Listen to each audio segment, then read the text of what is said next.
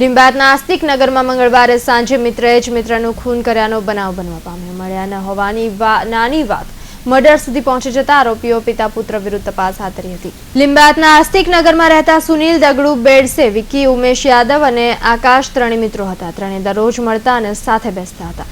છેલ્લા 4 દિવસથી સુનિલ અને આકાશ બેસવા આવતા હતા કે દેખાતા પણ હતા.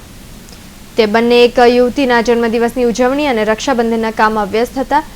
જેવા તે બંને મંગળવારના રોજ સાંજે વિકીને મળવા ગયા કે તુરંત જ વિકીએ ગાળાગાળી કરી અને 3-4 દિવસથી કેમ દેખાયા નથી તેમ કહી ગાળાગાળી કરનાર વિકીને બંને મિત્રોએ સમજાવવાનો પ્રયાસ કર્યો, પણ તે નિષ્ફળ રહ્યો. અંતે વિકીના પિતાને આ બનાવની જાણ થતા આકાશ અને સુનિલ ગયા હતા.